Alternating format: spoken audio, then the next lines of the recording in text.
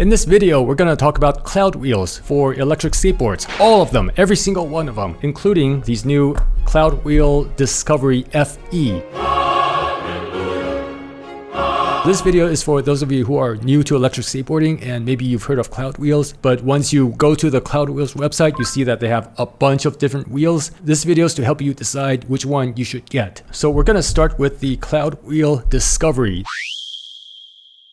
These are the original Cloudwheels. Well, actually, these are the updated original Cloudwheels. The original ones, I don't think you can get anymore. The one I'm holding right now is 105 millimeters. They also have 120 millimeters. The purpose of these is to be sort of an in-between wheel between the typical, 90 to 97 millimeter urethane street wheels and the 6-inch and up pneumatic tires. Back in the day, if you want something in between like 97 and the pneumatics, there weren't very many options. So the original Cloudwheels, which they now call Cloudwheel Discover, they have a rounded contact patch. That contributes quite a bit to why these wheels feel comfortable. I mean, they're comfortable partly because of the size. The other reason is the rounded contact patch, and supposedly also because of the foam core. Some people hate these wheels because they say that they're not grippy. That's typically what happens when you have a very limited contact patch, especially on a wheel that's kind of hard. So if you're gonna do any like high performance riding, like riding really fast or any situation where you need a lot of grip, these are probably not the wheels for you.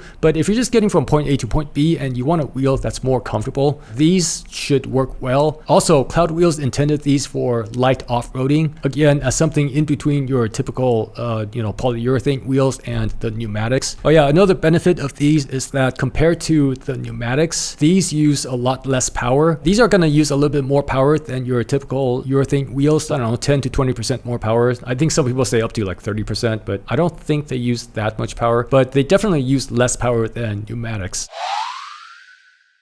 Now let's move on to the hydros. I don't think I actually have the Cloudwheel hydros, but I have two similar ones. I have the hydros from X-Way and hydros from Tiny. The hydros, they all have these rubber layer, kind of like tire treads. So these hydro wheels, because of these treads, in theory, they should lower your chance of hydroplaning. I'm sure they work, but just keep in mind that they reduce your risk of hydroplaning, which means you still don't want to ride super fast on water with these. So my personal experience with water is that they make riding really unpredictable. If you go on forums and stuff, there's always somebody who says that, oh, I ride in the rain all the time, or I ride on wet roads all the time. It's not an issue. I don't know, man. My personal experience with wet roads with urethane wheels is that it's just really unpredictable. Like, especially when the surface is really smooth or not totally flat. Like if it's tilted a little bit or like there's a little bit of incline, it gets super sketchy, super fast. Me personally, I just don't ride in the rain. If you find that you have to ride on wet roads, certainly having treads to displace water is gonna help, but you definitely still want to be careful. My personal advice is that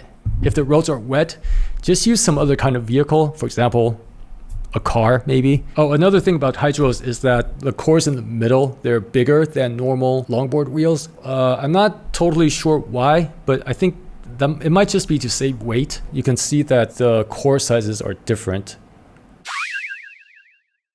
Next, the Cloudwheel Rovers. So as you can see from the side, you can kind of see the foam core, but they also have the rubber layer with treads. Like if the original Cloudwheels and the hydros had a baby, that would be the Rovers. Or more specifically, it's the Rover 110R, because there's also a 165R. So the 110R, you can see that it doesn't have the big plastic core. It just has a normal size core, but you can see that it has the foam inside the urethane. So if you care about comfort, these are, honestly, I haven't used these a lot, but these are supposed to be more comfortable than the hydros. They're also a little bit bigger. There's also a 165R, which is a 6-inch wheel, or is that 6.5 inch? That's like an alternative to pneumatic tires for people who want to do some off-roading and need the ground clearance. The benefit of the 165R versus pneumatics is that you don't have to worry about punctures. If you get a puncture while you're riding with pneumatics, sometimes it can be scary. Let's move on to the Cloudwheel Galaxy. There's actually the Galaxy and the Galaxy Pro. I think I only have the Galaxy Pro. They're about the same. The only difference is that the Galaxy Pro has these treads, again, for displacing water. Cloudwheel's Galaxy wheels, they're basically Cloudwheel's version of the Boosted 105 clones. The Boosted 105s, they've been cloned by several brands. Mad Wheels, Cali Wheels, Tiny has their own version. They're all about the same. They're all like based on the Boosted 105s. The unique characteristic about these is these holes that you can see in the urethane. That's supposedly what makes these wheels more comfortable, because they squish more. But some people have an issue with these because if you're riding on a very smooth surface, you can kind of feel a vibration. But when I'm riding on asphalt, I don't really feel it. But anyway, yeah, if you like the boosted 105s, this is Cloudwheel's version. Oh, also, all of the other boosted 105 clones, I think they use Kegel cores. This one uses the ABEC clone core. I think it's the only boosted 105 clone that uses the ABEC clone core. Now let's talk about the Cloudwheel Discover FE. These are basically for the Cloudwheel haters. Like I said, these original Cloudwheels, some people, for whatever reason, they hate these wheels. Like they expect these wheels to be good at everything. But like I said, the grip is not great on these. Now with the Discover FE, instead of a rounded contact patch, they use a flat contact patch like most longboard wheels. So the contact patch on this it's flat and it's stone ground, as you can see. And also it's about the same as like the boosted 105 contact patch, about 50 millimeters.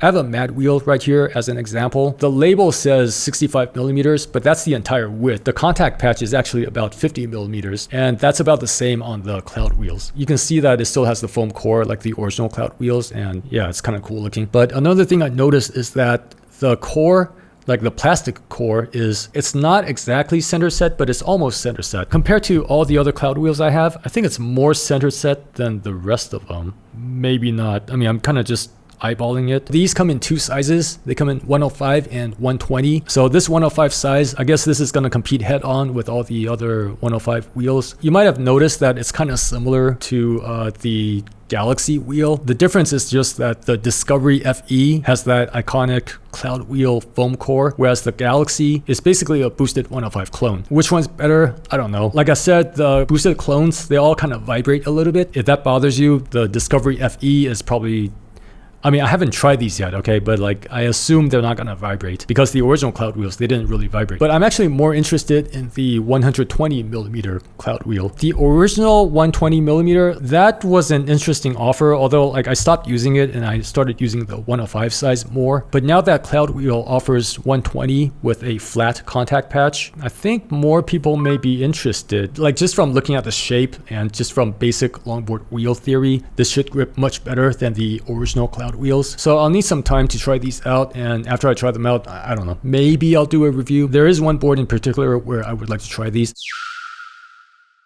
By the way, I just want to point out real quick that no matter which wheel you're using, you probably want to measure the diameter. Like for example, they call this 120 millimeters, but it's actually 116 on your remote. If you set the wheel size as 120, the number you see on the remote is going to be higher than what you're actually getting. So be sure to measure them so that you enter the correct number when you set up your board. For whatever reason, all the Cloudwheels I have, they're actually a little bit smaller than what they labeled them as. That's not just a Cloudwheels thing, by the way. I've seen this issue on a bunch of wheels, normally on wheels 100 millimeters and up. I'm not sure why, that's just how it is. So yeah, measure the diameter for yourself. If you still have questions about which Cloudwheels you should get for your situation, leave a comment. Maybe I can help you out, maybe somebody else can help you out. If this video has been helpful, please give it a like, and I'll see you around.